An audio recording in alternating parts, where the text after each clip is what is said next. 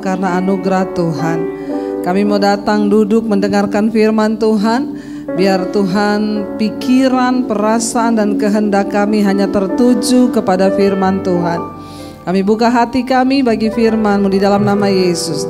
Yang percaya Tuhan di tengah kita memberkati kita. Mari katakan bersama. Amin, amin, amin. Silakan duduk Bapak Ibu yang terkasih, Shalom. Iya, terima kasih buat kepercayaannya saya boleh ada ya di tengah jemaat di tempat ini. Ya, kita percaya bahwa Tuhan adalah setia bagi setiap kita. Bapak Ibu, tadi pagi saya sampaikan tentang hidup yang berbuah. Ya, bahwa yang Tuhan Yesus inginkan dari hidup kita itu adalah berbuah. Bahwa satu saat kalau Tuhan Yesus datang nanti yang Dia cari adalah buah. Makanya enggak peduli sehebat apapun pelayanan kita. Enggak peduli ya berapa puluh tahun kita sudah menjadi Kristen. Kalau Tuhan datang, Dia hanya bertanya, mana yang melakukan firman-Ku. Dan itu adalah orang-orang yang berbuah di dalam Kristus. Nah, tadi pagi saya sudah sampaikan kenapa kita harus berbuah. Karena Yesus pernah mengutuk pohon ara yang tidak berbuah. 3 tahun sudah tumbuh di kebun. Tapi setiap kali tuannya datang mencari buahnya tidak didapati. Sampai akhirnya tuannya berkata, tebang saja, buang ke dalam api. Tetapi penjaga kebun itu berkata, kasih kesempatan 1 tahun lagi Tuhan. Kalau dia tetap tidak berbuah, baru kita tebang dan buang ke dalam api. Sudah cukup lama Tuhan memberikan kita kesempatan untuk berbuah. Jangan sampai Tuhan datang kita gak berbuah-berbuah. Yang kepahitan masih terus kepahitan. Yang selingkuh masih terus selingkuh, yang hidup dalam dosa masih terus melakukan dosa. Ayo kita mulai berbuah waktu kita melakukan firman. Nah, salah satu penghambat untuk orang berbuah tadi pagi kita sudah belajar adalah ketika firman itu ditabur di tanah yang penuh semak duri. Salah satu semak duri itu adalah kekhawatiran yang menghimpit firman itu, sehingga firman itu tidak bisa bertumbuh apalagi berbuah dalam hidup kita. Nah, bahaya kekhawatiran ini ternyata luar biasa dan seringkali kita tidak menyadari, tetapi itu terjadi. Kenapa saudara? Karena kita hidup di tengah dunia yang kelihatan mata, tapi Tuhan itu tidak terlihat mata. Makanya seringkali kita pintar ngomong firman, tapi pada dasarnya ketika kita disuruh mempraktikkan firman, percaya waktu kita belum melihat, rasanya sulit ya. Dan itulah sebabnya juga makanya banyak orang Kristen tidak mengalami mujizat Tuhan di dalam hidup mereka. Nah, hari ini saya pengen membahas tentang satu hal yang sangat luar biasa yang bisa membuat iman kita tidak bertumbuh, yaitu hal kekhawatiran. Mari kita baca bersama Injil Lukas pasal yang ke-12. Lukas 12 ayat 22. Yesus berkata kepada murid-muridnya, karena itu aku berkata kepadamu, janganlah khawatir akan hidupmu, akan apa yang hendak kamu makan, dan janganlah khawatir pula akan tubuhmu, akan apa yang hendak kamu pakai.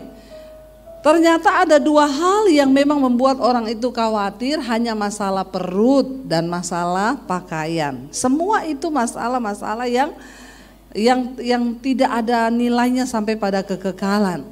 Kalau kita mau serius berpikir, yang bikin orang khawatir itu cuma 2 hal, makanan dan pakaian, kata Yesus di sana ya. Jangan khawatir tentang itu. Sebab apa? Ayat 23 berkata apa? Sebab hidup itu lebih penting daripada makanan, dan tubuh ini lebih penting daripada pakaian. Apa artinya saudara? Manusia hanya sibuk bekerja mencari uang agar dapurnya ngebul, agar perutnya terisi. Tapi kita lupa, Alkitab berkata hidup itu lebih penting daripada makanan. Mana yang benar? Hidup untuk makan atau makan untuk hidup? Yang benar. Tapi ada sebagian orang itu hidup untuk saudara bersyukur kalau berpikir bahwa hidup makan untuk, berarti kalau makan untuk hidup yang penting apanya? hidupnya ya. Kita makan itu supaya kita hidup. Tujuannya makan itu agar kita hidup. Benar yang Yesus katakan, hidup itu lebih penting daripada makanan. Kalau kita sadari bukan makanan yang terpenting tetapi hidupnya itu loh. Kita makan tempe, sambal, nasi enak enggak? Kalau disertai dengan ucapan, makan steak yang harga 1 juta di Jakarta ada steak 1.500.000 harganya. 2.600.000 ada, sampai 3.500.000 ada. Saya diajak orang makan, ibu pilih, saya lihat harganya. Suami saya colek saya, enggak usah milih, biar yang ngundang yang milihin. Nanti kita salah, lihat harganya aja mau kecekik. Saya tanya, ini kenapa bisa mahal begini ya? Konon bu, ini sapi-sapinya dipelihara khusus. Jadi sapi itu enggak stres.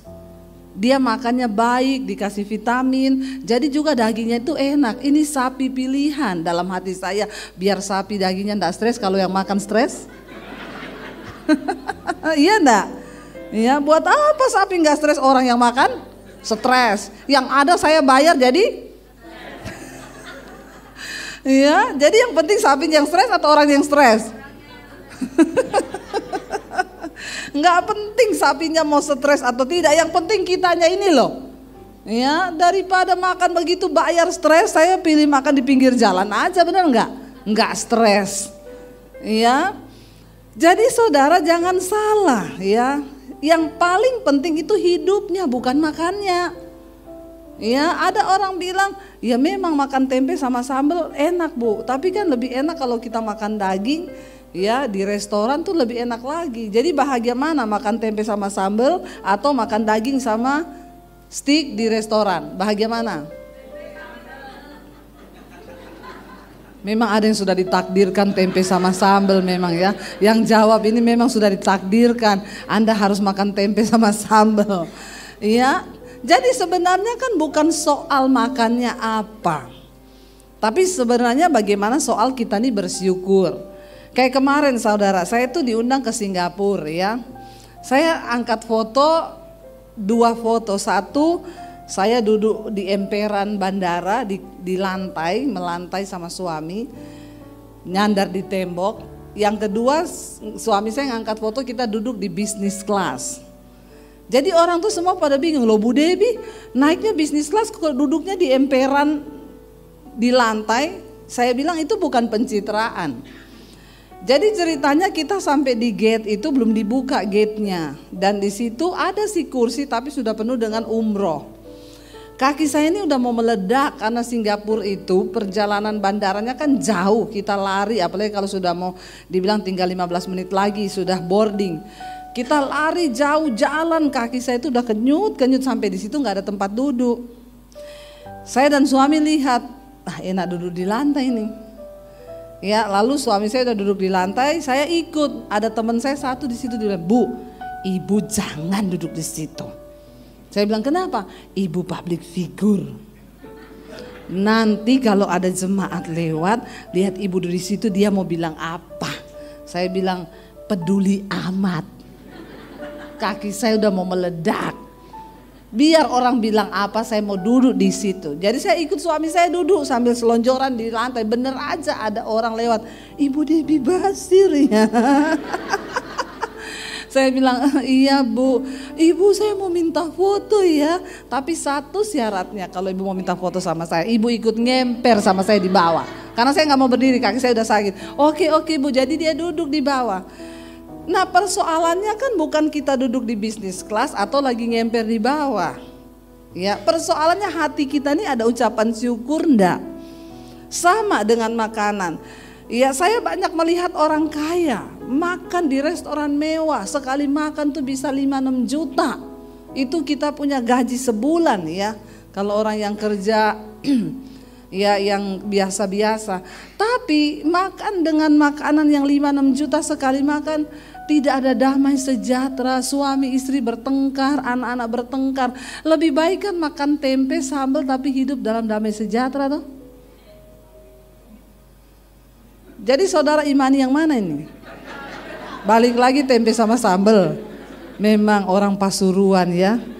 Nomor 1 tempe is the best memang ya. Iya, jadi maknanya Yesus ini lagi menjelaskan. Kenapa engkau khawatir? Karena engkau salah menilai, engkau pikir makanan itu lebih penting daripada hidup. Yang Tuhan nilai adalah cara hidup kita, bukan cara makan kita. Yesus bilang, Alkitab bilang makan itu dimakan turun ke perut lari ke jamban. Tapi hidupmu harus engkau pertanggungjawabkan di hadapan Tuhan. Jadi yang terpenting adalah cara hidup. Ya, kalau makan tuh gampang, apalagi kayak kita masih daerah begini, ada halaman di belakang tanam daun singkong, daun pepaya.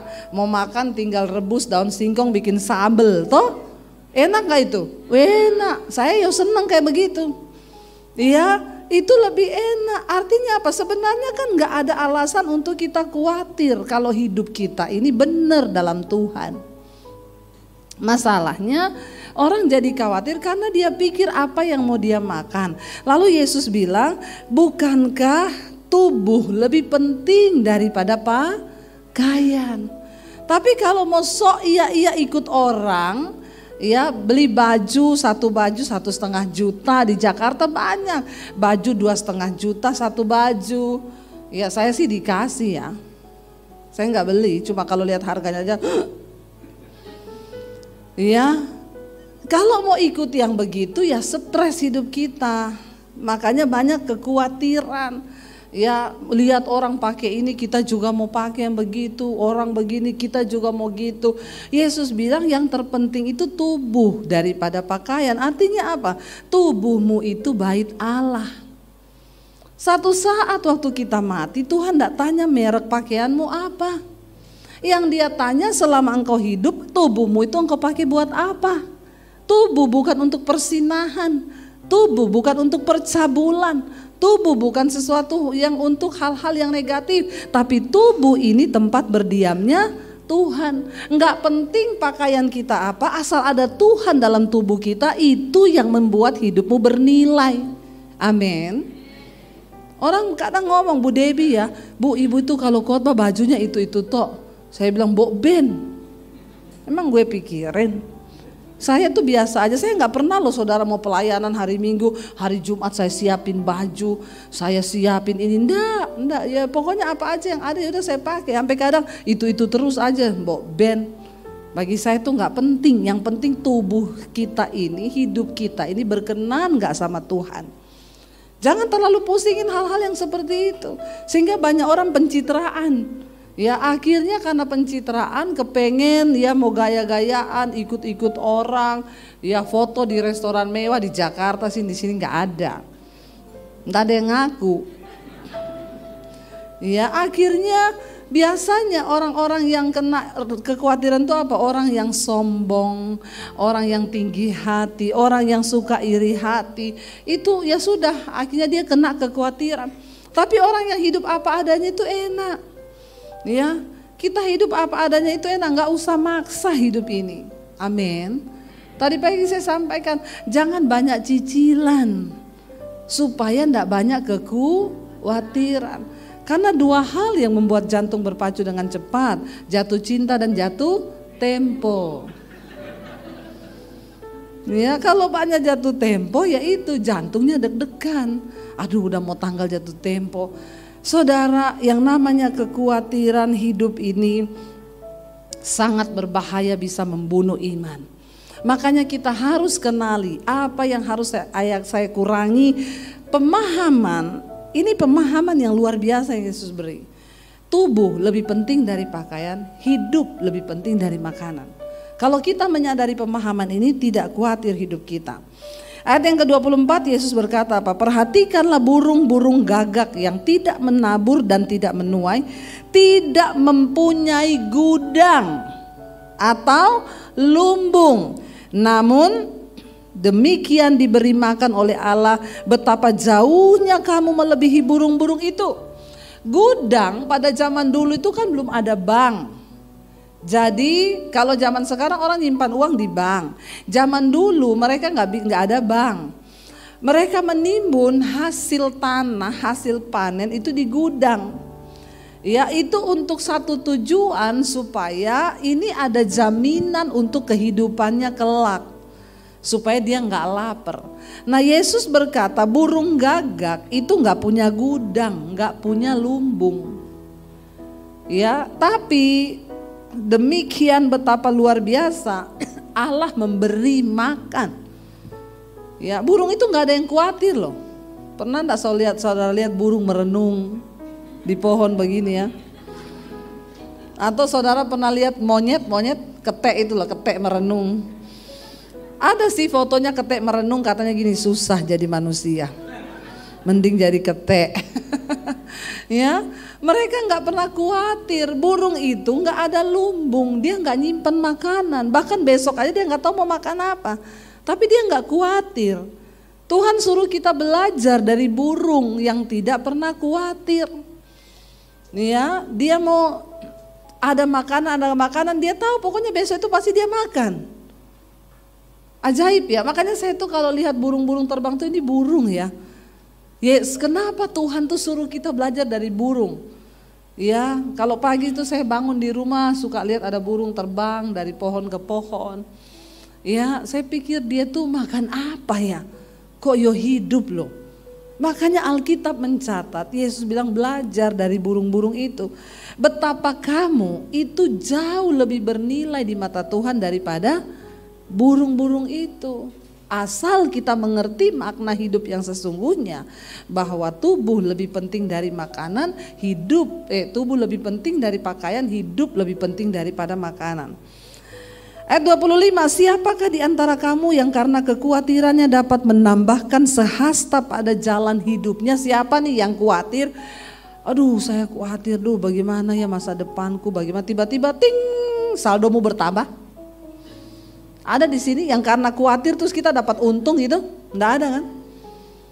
Khawatir tidak menambah apa-apa, malah membawa sesuatu yang negatif dalam hidup kita. Saudara, kalau saya bicara ada orang tuh WA ke saya gini, Bu Debbie, saya tuh dengar khotbah ibu, mungkin dia dengarnya yang akhir-akhir ini kali. Saya banyak bersaksi tentang mujizat Tuhan. Dia kayaknya subscriber baru. Dia nggak ngikuti khotbah saya dari awal-awal bagaimana penderitaan saya. Saya dengar khotbah ibu tuh kayaknya enak banget ya, ibu ngalami mujizat begini ya Bu. Bu, saya cuma mau bilang sama ibu, hidup itu keras Bu. Di luar sana itu hidup itu pahit Bu. Saya balas, seberapa pahit hidupmu? Ceritakan sama saya. Ya, saya bukan pendeta yang hanya berkhotbah dan suruh jemaat percaya kepada Tuhan. Saya mengalami. Di antara Bapak Ibu di sini, siapa yang pernah hidup tanpa seorang pun dalam hidupmu, tanpa uang 1 sen pun? Coba angkat tangan. Ada di sini yang pernah hidup tanpa siapa-siapa dan tanpa uang 1 sen pun. Saudara nggak tahu mau ngapain? Coba angkat tangan. Saya mengalami ketika saya diusir dari keluarga saya. Ya, berapa banyak yang sudah dengar kesaksian saya? Yang belum dengar kemana aja? Tolong pulang subscribe channel YouTube saya, Debbie Basir TV. Jangan lupa komen dan share. Ya, saya ini papi saya haji, kakek saya ustadz. Saya menerima Yesus tahun 95. Waktu saya terima Yesus tahun 95, saya diancam mau dibunuh oleh keluarga saya. 96 saya diusir dari rumah. Papi saya memberi pilihan, kalau kamu gak kembali, pergi dari rumah, angkat kaki dan jangan anggap kamu punya keluarga. Satu lagi, jangan bawa ijazahmu. Saya mau lihat kamu ikut Yesus. Yesus kasih makan, kamu pakai apa? Saya tinggalkan keluarga saya dengan bercucuran air mata. Saya menangis, Tuhan, ini pilihan terberat bagi saya. Kalau saya tinggalkan rumah, saya mau makan apa, saya mau hidup di mana? Bahkan ijazah pun tidak boleh dibawa. Jadi saya memulai hidup bersama Yesus bukan dari nol, dari min. Kalau masih ada ijazah, saya masih bisa cari kerja. Tapi saya tidak ada ijazah. Ya sudah, saya tinggalkan rumah tahun 96 dari kota Poso. Saya ke kota Palu 7 jam perjalanan. Di sana saya cari sepupu saya, dia tinggal di kos-kosan. Dia juga ngekos ya, untuk bisa dapat makan di situ supaya saya bisa tinggal gratis di rumah itu. Ada 1 rumah kos. Saya cuci baju anak-anak kos itu, saya nyapu, nyetrika, masak, ngepel untuk bisa numpang tinggal dan numpang makan. Kalau ada uang anak kos masak, kalau enggak ya sudah puasa terpaksa. Saya mengalami. Jadi kalau ada orang bilang, Bu, hidup ini keras. Saya mau tanya, seberapa keras hidupmu? Nggak usah alay lebay. Saya pernah mengalami, tidak ada uang 1 sen pun di tangan. Nggak ada siapa-siapa yang saya bisa taruh harap untuk saya berharap. Pergi minta uang, pinjam uang, nggak pernah. Makanya Alkitab Yesus berkata benar, diberkatilah orang yang mengandalkan Tuhan. Tapi terkutuklah orang yang mengandalkan manusia. Jangan andalkan manusia, hidupmu terkutuk loh, terkutuk kata Alkitab. Banyak orang Kristen tidak menyadari hidupnya di bawah kutukan. Kenapa? Karena dia hidup mengandalkan manusia. Andalkan orang tua, andalkan saudara ipar, andalkan siapa aja. Ada masalah dikit pinjam uang, utang kanan kiri. Makanya hidupmu terkutuk. Engkau tidak pernah mengandalkan Tuhan. Saya setiap hari puasa. Bukan cuma karena memang saya pengen deket Tuhan, karena memang di situ tidak ada makanan. Anak kos saudara, makan buat dia aja sulit. Jadi saya tiap hari puasa, berdoa, saya cari Tuhan, nasibku ini ke depan mau jadi apa? Saya tidak ada ijazah, saya nggak bisa cari kerja Tuhan. Apa yang harus saya lakukan? Ya, saya dulu bertanya terus, kenapa saya diusir Tuhan? Kenapa Tuhan? Sebenarnya kan saya nggak usah diusir bisa, tapi saya harus jalani proses itu. Jadi saya pernah rasa, jangan saudara bilang saya tidak pernah rasa. Saya bukan pendeta teori, tapi saya mengalami Tuhan. Ya, makanya sekarang Tuhan angkat saya jadi YouTuber karena nggak ada ijazah. Amin. YouTube nggak pernah tanya, ijazahmu mana? Lulusan apa kau? Pokoknya siaranmu banyak yang nonton sudah, ya sah jadi YouTuber. Lalu saudara, saya menjalani hidup. Bahkan memulai dari mana aja saya nggak tahu. Setiap hari saya cari Tuhan. Pernah satu kali saya ambil doa puasa, Tuhan hidupku itu mau Engkau bawa kemana Tuhan? Lagi berdoa dapat penglihatan. Tuhan bawa saya berdiri di panggung seperti ini, di bawah itu orang puluhan ribu. Tuhan bilang satu saat engkau akan berdiri di depan ribuan orang, bahkan puluhan ribu. Pulau-pulau menantikan pengajaranmu, bangsa-bangsa menantikan pengajaranmu. Saya nangis bercucuran air mata. Wow, saya melihat semua itu, saya tangkap. Yes, amin. Begitu buka mata, lihat pakaian kotor di kos-kosan. Hilang semua itu tadi yang dalam hadirat Tuhan itu. Di hadapan saya pakaian kotor, di hadapan saya kain pel. Dengan bercucuran air mata saya imani saja, aku percaya kalau Tuhan yang beri penglihatan, saya pasti akan mengalaminya Tuhan. Dan itu tidak saya dapatkan 1-2 tahun. Banyak orang Kristen lelah menunggu, dia berhenti mengharapkan Tuhan sehingga dia gak bisa melihat. Saya mau bersaksi sama saudara, itu saya alami penglihatan itu tahun-tahun 96, 97 di kota Palu di kos-kosan. Saya baru mengalami Tuhan menggenapinya itu di pandemi ini. Di tengah masa pandemi saya diundang pelayanan ke Amerika saudara. Ya, waktu bulan Desember kemarin saya baru pulang 5 minggu. Ya, pelayanan di New York, di New Jersey, Philadelphia, Colorado, Atlanta. Kami keliling terbang ke beberapa negara di sana. Saya melihat Alkitab berkata, bangsa-bangsa Tuhan ngomong waktu itu menanti pengajaranmu. Pulau-pulau, saya bisa datang ke Pasuruan ini jadwalnya sudah diminta 1 tahun yang lalu. Ya, tadi Bapak bilang, Bu, bulan-bulan dalam dekat ini tidak ada Pak, sudah penuh. Tahun depan saya pun tidak bisa janji. Ini kalau saya masukin tahun depan Pak, sudah full lagi nih minggu. Tapi saya masih mengalir aja, tunggu Tuhan nih. Saya nggak mau terpatok nanti sudah penuh lagi. Hari ini saya justru menolak banyak permintaan pelayanan. Lah Debbie Basirnya 1, Indonesia aja sekarang udah berapa provinsi saudara. Ya semua minta pelayanan. Apa yang Tuhan ucapkan? Sekarang YouTube saya subscribe-nya 625 ribuan. Ya hari ini. Setiap malam mesbah doa itu yang nonton sampai 60 ribu. Mesbah syukur pagi itu kadang hampir mencapai 100 ribu. Tuhan ngomong, aku penuhi semua yang dulu aku ucapkan. Sekali khotbah di YouTube, yang nonton ada yang sudah jutaan. Itu mimbar yang Tuhan berikan sama saya di YouTube. Itu terjadi kan, engkau berdiri di depan puluhan ribu orang kan. Kalau malam itu saudara, yang ikut live streamingnya aja masuk di live chat itu ya berkisar sekitar 16 ribuan ya. Saya melihat itu kan jemaat ya. Saya di Amerika pergi nonton opera, gedungnya besar. Kita nonton opera cerita Alkitab tentang Daud. Ya, saya lihat tuh gedung bertingkat-tingkat sampai ke bawah, tangga-tangga orang duduk semua di dalam ruangan teater itu.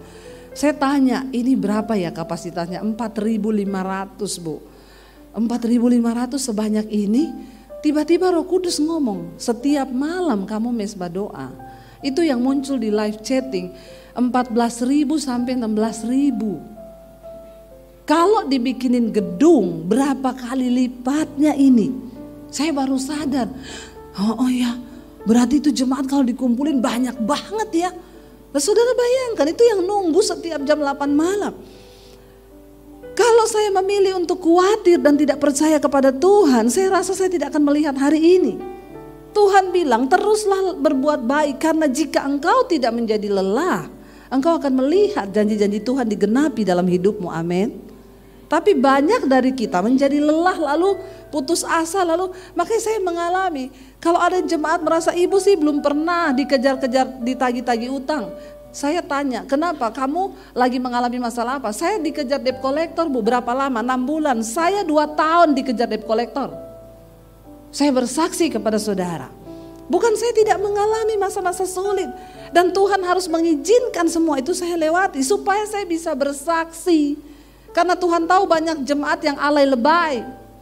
Ya, saya pernah mengalami itu. Saya tidak pinjam uang ke orang, saya nggak cari di mana-mana, saya berlutut di kaki Tuhan. Dan mujizat terjadi bukan hanya bagi hamba Tuhan, bagi orang yang percaya kepada Tuhan. Katakan, amin. Nggak ada yang mustahil. Makanya Yesus bilang ya, siapakah di antara kamu yang karena kekhawatirannya dapat menambahkan sehasta saja pada jalan hidupmu? Nggak bisa. Jadi kalau kamu tidak sanggup membuat barang yang paling kecil, mengapa kamu khawatir tentang hal-hal lain? Kalau kita nggak bisa bikin apa-apa, kenapa kita harus khawatir? Toh kita juga nggak bisa menambah apa-apa dengan kekhawatiran kita. Mending berserah, belajar percaya. Waktu khawatir nyanyi, katakan. Nyanyi aja kalau khawatir, mulai iblis ngomong, oh nanti kamu begini, kita khawatir kan? Nyanyi memuji Tuhan saudara. Firman-Mu berkata kau besertaku. Iblis bilang menghibur diri. Terus maka kuat roh dan jiwaku. Setan bilang terus hibur diri.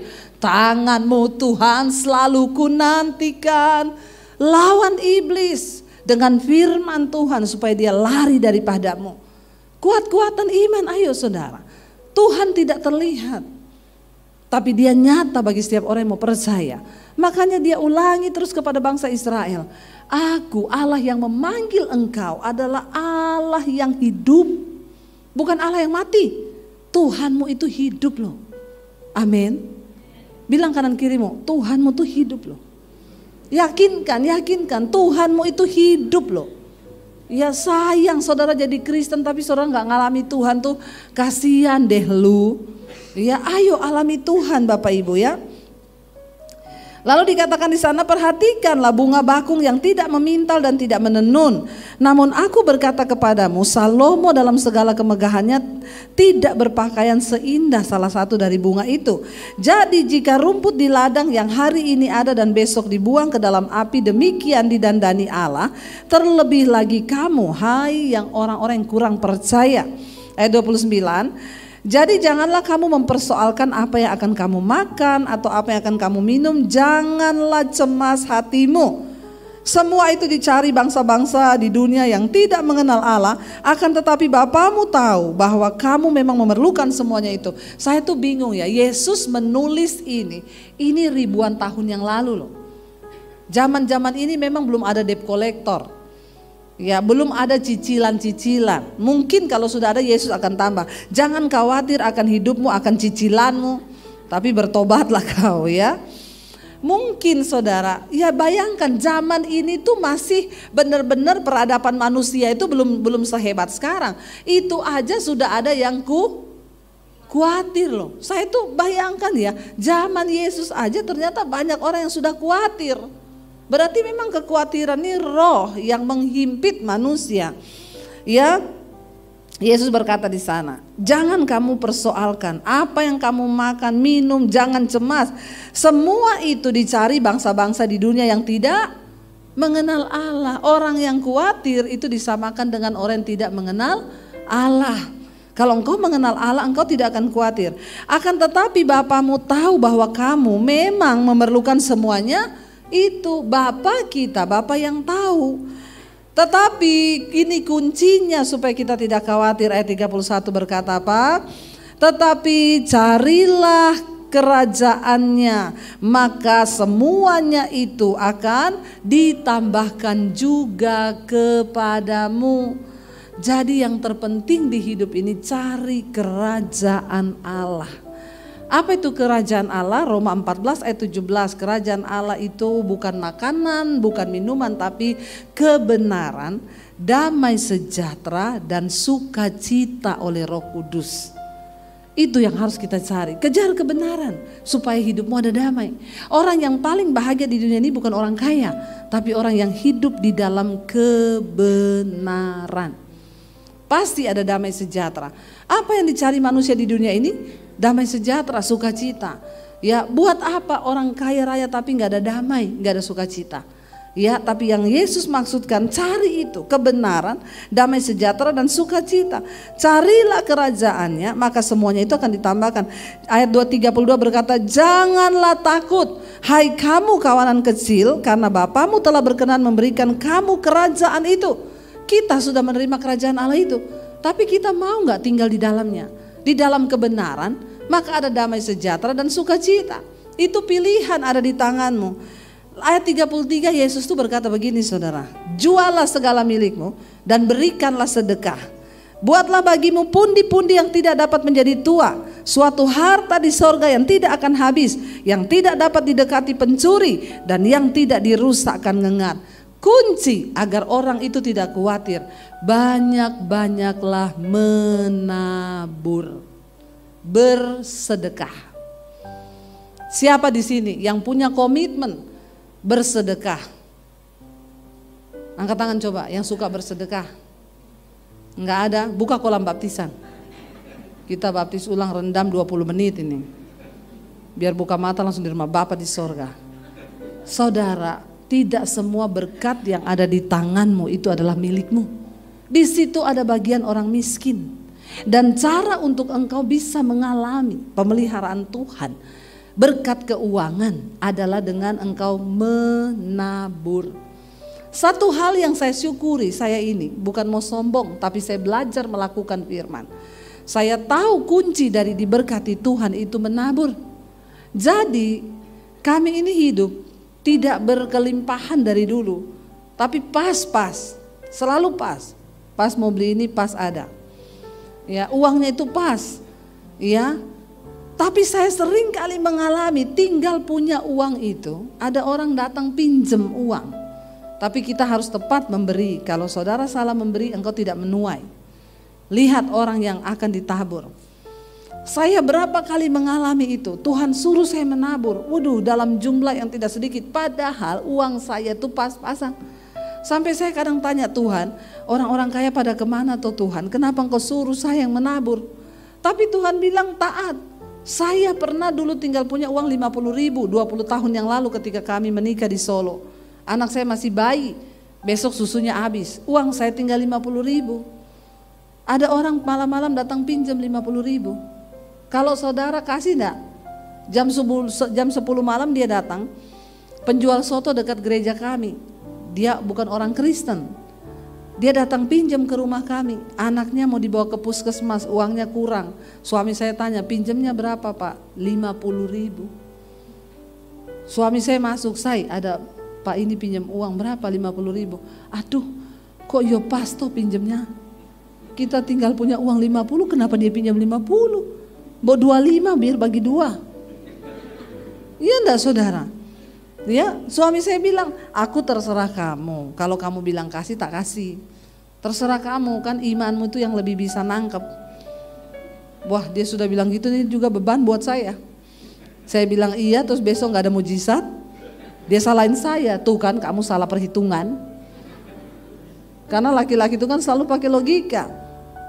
Saya bilang, bentar ya, saya tanya Tuhan, Tuhan ini dikasih apa enggak? Tiba-tiba ayat itu berbicara, kesusahan sehari cukup untuk sehari.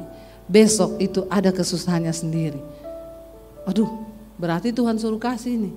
Saya bilang sama suami, udah kasih aja, dia lebih penting anaknya, kalau nggak ditolong mati loh. Kita ini besok anak nggak ada susu masih bisa lah dikasih air tajin, kasih gula sudah enak itu. Lalu dikasih sama suami saya, ya sudah besok kita hidup, ya terserah aja lah bagaimana Tuhan. Ya benar, besok itu suami saya ada pelayanan. Saya nggak tahu tiba-tiba tuh saya mau ikut, saya bilang saya ikut ya. Daripada di rumah gak punya uang, melongo, gigit jari, ya sudah ikut aja pelayanan. Lumayan makan gratis. Lalu ketika saya lagi duduk di ruangan itu ada pengusaha masuk, saudara. Memang orang bapak ini orang kaya di Solo. Waktu saya lihat dia, ada suara di hati yang bilang gini, nanti bapak itu akan memberkati kamu. Langsung saya tengking, dalam nama Yesus, dasar mata duitan. Begitu lihat orang kaya, langsung ada suara hati yang berkata, muka langsung berubah jadi celengan babi. Terkutuklah orang yang mengandalkan manusia. Saya tengking langsung tuh suara, tapi suara itu muncul terus. Lalu saya bilang ini, Tuhan kalau memang ini dari Tuhan pasti terjadi. Selesai ibadah makan-makan, sudah makan-makan, bapak itu gak deket-deketin saya. Saya bilang berarti ini memang suara hati mata duitan. Nggak usah digubris. Jangan datangi bapak itu terus bilang, Bapak Tuhan berbicara. Bapak tatap mata saya. Tuhan bilang Bapak harus memberkati saya. Kan banyak kan yang begitu-begitu. Bawa nama Tuhan berlu buat. Lu buat-buat. Ya nggak usah berlu buat-buat ya. Saya tunggu aja saudara. Selesai semua doa penutup sudah pulang. Di tangga mau turun, saya salaman sama bapak itu. Dia pegang tangan saya, dia bilang, apa kabar kalian berdua? Baik pak, tunggu. Tuhan suruh loh saya berkati kalian. Saya dalam hati, bener nih, Tuhan tuh bener. Sini duduk, saya mau berdoa ya buat kalian. Berkatnya doa. Haleluya, puji Tuhan 12 kali. Doa juga berkat. Ya udah kita duduk didoakan sama dia gini bla bla bla. Habis itu ya sudah Pak, terima kasih, kami pulang dulu. Tunggu. Tuhan suruh loh saya, semua yang ada di dompet saya suruh kasih sama kalian. Beneran Pak? Terus Bapak pulang naik apa? Ongkosnya kalau Bapak kasih semua sama saya bawa sopir. Kalau nggak ada saya pinjemin 50.000 Pak. Dia ambil dompetnya saudara, saya ingat waktu itu 750.000. 20 tahun yang lalu saya pinjemin bapaknya itu 50.000 kan yang tukang soto. Bapak itu ngasih saya zaman itu 750.000. Ini ya Bu, semua yang di dompet saya Tuhan suruh kasih. Waduh puji Tuhan, terima kasih ya Pak. Ini jangan ditolak. Terima kasih sama Tuhan, jangan sama saya. Oh iya. Sudah mau pulang, tunggu. Nggak tahu nih Tuhan suruh saya. Ada nomor rekening BCA nggak? Saya bilang ada Pak, berapa? Lupa Pak. Rekening jangan dilupa saudara, tolong dihafal supaya jangan terhalang berkatmu. Waktu itu saya lupa, sekarang hafal saya Pak, 78503402447 Debbie Basir BCA. Ya dulu lupa saya. Dia bilang wah lupa ya. Ya udah besok pagi aja ya kirim. Tapi kan kita percaya kalau itu berkat Tuhan, dia nggak berubah kan. Ya udah saya kirim. Jam 8 pagi dia bilang ya iya, tunggu jam 8. Jangan jam 5 sudah di WA. Terlalu bersemangat. Berkat Tuhan enggak usah direkayasa. Kirim dia bilang jam 8, kirim jam 8. Enggak usah ditanya lagi, Pak sudah transfer belum ya? Nih banyak orang Kristen kayak begitu tuh. Ya. Akhirnya jam 8 saya kirim, Pak ini nomor rekening BCA saya. Oh iya, jam 10 dia telepon. Ibu lagi di mana? Lagi di rumah sama suami. Bisa ke bank BCA sini enggak? Kebetulan dekat rumah. Bisa Pak. Saya mau kasih tunai aja. Ada yang mau saya sampaikan. Kita datang. Dia kasih amplop coklat, Bu ini Tuhan loh yang suruh loh. Saya nggak tahu kenapa, tapi saya baru kali ini kayak gini. Jadi terima kasih ya sama Tuhan, Tuhan tuh mengasihi kalian banget. Ini ada uang 10 juta, 20 tahun yang lalu. 10 juta. Ini jemaat responnya lambat banget ya, nggak ada yang tepuk tangan, nggak ada yang bilang wow. Tolong agak-agak respon biar hidup ini gereja. Amin. Saya bayangkan kalau pendeta yang khotbah di sini kaku sudah mati gaya dia. Soalnya jemaatnya juga mati gaya. Tolong kalau ada pendeta khotbah ngomong agak ini, saudara langsung amin, yes gitu ya. Jadi hidup gereja ya. Akhirnya saudara, ya udah dia bilang ini ada uang 10 juta loh, 20 tahun yang lalu tuh banyak sekali. Jadi total dia, nah itu sudah mulai ada amin, bagus nih. Siapa yang bilang amin tadi? Ambil sepeda di bawah. Sepedanya siapa aja ambil aja pokoknya itu ya. Jadi saudara, ya 10.750.000. Saya yakin ya kalau hari itu saya nggak peka, saya nggak kasih uang 50.000 itu, kita pasti nggak lihat mujizat itu. Iya kan? Jadi suami saya imannya semakin bertambah. Ih bener ya saya. Makanya suami saya itu sekarang gini, say, kalau ada orang Tuhan gerakan untuk kau berkati, enggak usah tanya-tanya saya. Kasih saja. Dia tahu istrinya ini, Alkitab bilang kan istri yang takut Tuhan itu suaminya enggak kekurangan keuntungan. Karena istrinya takut akan Tuhan. Tapi kalau istrinya enggak takut Tuhan, suaminya kurang terus keuntungannya. Malah duitnya hilang terus. Kenapa? Dia bilang karena saya nikah sama istri yang pintar cari uang, Bu. Uang saya dicari semua. Di dompet ketemu, di celana ketemu, di rak buku ketemu, wah susah dapat istri yang pintar cari uang. Saudara, saya melihat ini ketika kami masih susah dulu loh. Tapi jangan pulang dari sini saudara langsung, siapa yang mau pinjam 50.000? Siapa? Tak kasih ini loh, supaya aku dapat mujizat. Belah Tuhan itu melihat sikap hati. Saya tadi pagi bersaksi, kami mau jual rumah di tengah masa pandemi karena tidak ada harapan hidup. Pelayanan semua cancel. Kami nggak dapat gaji dari gereja setiap bulan. Kami hanya berharap dari Tuhan. Di tengah masa pandemi kami harusnya jual rumah Jakarta mau pulang Solo. Nggak jadi. Saya malah beli rumah lagi di Jakarta. Saya bangun studio DBTV di tengah masa pandemi. Ya, sudah hidup imannya ini. Sudah hidup ya. Jangan pendeta lain datang minggu depan mati lagi. Tetap hidup. Pendeta itu semangat saudara. Kalau saudara amin, yes, dia ngomong apa amin. Ya, jangan bikin pendeta mati gaya. Dia udah khotbah saudara. Apalagi pakai masker, saya nggak tahu saudara itu ketawa atau marah atau senyum. Ya, jadi tolong beri respon yang baik. Ya, kami harusnya jual rumah nggak jadi. Saya beli rumah, saya bangun studio DBTV di tengah masa pandemi. Bukan hanya itu. Di tengah masa pandemi Tuhan izinkan kami bangun puluhan gereja di desa-desa. Wow saudara, Tuhan dahsyat luar biasa. Ya, hari ini kami sedang bangun sekolah misi di Bandungan, Semarang. Kami punya kerinduan untuk sekolahkan orang-orang dari desa yang mau jadi pendeta. Mereka masuk sekolah gratis lalu mereka pulang kembali ke desanya. Satu kerinduan yang Tuhan taruh di hati saya supaya Indonesia dimenangkan bagi Tuhan. Supaya Indonesia diselamatkan bagi Tuhan. Saya undang para imam musik. Kalau ini kayaknya tepuk tangannya pengen cepat selesai. Makanya kenceng banget ya. Dalam hatinya udah habis waktu nih Bu. Silakan imam musik maju ke depan. Saudara, jangan pernah ragukan Tuhan. Mari hari-hari ini banyak menabur. Kalau saudara mau melihat diberkati Tuhan, ya sesuai takaran. Kalau Tuhan gerakkan, jangan ngeraskan hati. Saya sudah melihat Alkitab berkata hanya orang yang menabur yang akan menuai.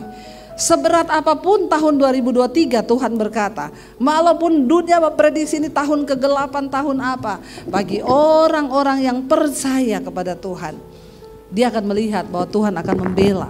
Engkau akan melihat saya sudah mengalami, saya tidak berteori, saya mengalami. Kita naikkan pujian bersamamu Bapa, kami lewati semua. Engkau ada bersamaku di setiap musim hidup kami. Kita percaya saudara, Tuhan gak pernah tinggalkan kita. Terima kasih Yesus. Katakan bersama pujian ini. Engkau ada bersamaku di setiap musim. Bangkit berdiri bersama. Di setiap musim hidupku. Tak pernah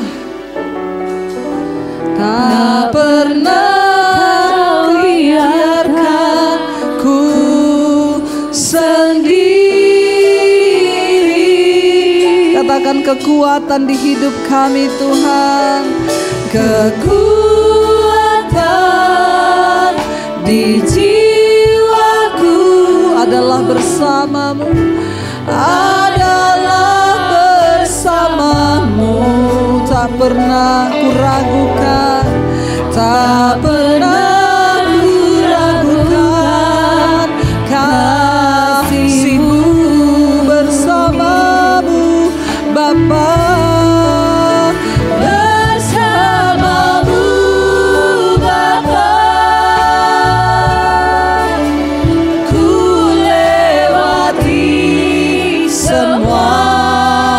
Perkenanan Tuhan, perkenananmu ya, itu yang teguhkan hati kami, teguhkan hatiku. Engkau yang bertindak, Engkau yang bertindak, beri pertolongan. anugerah-Mu besar Tuhan, Anugerah-Mu besar melimpah bagiku bersamamu Bapa. bersamamu Bapa, ku lewati semua. Perkenananmu ya, teguhkan hatiku. Engkau yang bertindak, Engkau yang bertindak, memberi pertolongan. sebab anugerah-Mu Anugerah-Mu besar melimpah bagiku. Mari tutup mata dalam hadirat Tuhan. Bapak Ibu yang terkasih, kalau Yesus berkata jangan khawatir, itu artinya Tuhan tahu engkau tidak perlu khawatir. Berserah hanya kepada Tuhan. Sebab kekhawatiran akan membunuh iman. Kekhawatiran akan membuat engkau tidak berbuah. Hari ini yang harus kita lakukan adalah mempercayai Tuhan. Sebab orang yang khawatir itu artinya dia tidak percaya pada Tuhan. Orang yang khawatir artinya tidak mengenal Allah. Mari kita berkata hari ini, kami mau percaya kepada Engkau Tuhan. Kami mau berharap hanya kepada Engkau Tuhan yang tidak pernah gagal. Janji-Mu itu ya dan amin. Hari ini kami percaya, kami perkatakan Engkau menyertai kami dalam setiap musim hidup kami. Kalau Tuhan masih izinkan kami ada dalam pergumulan, biarlah kami setia kepada Tuhan. Kalau hari ini Tuhan mempercayakan juga kami harta, biarlah kami juga tetap setia. Tidak ada yang berubah, sebab Tuhan adalah Tuhan yang tetap sama mengasihi kami. Terima kasih Bapa, berkati umat-Mu, jemaat-Mu, gereja-Mu, agar mereka bertumbuh dalam pengenalan yang benar akan Tuhan. Kami mengucap syukur buat hari ini di dalam nama Yesus. Yang percaya diberkati Tuhan katakan bersama, amin.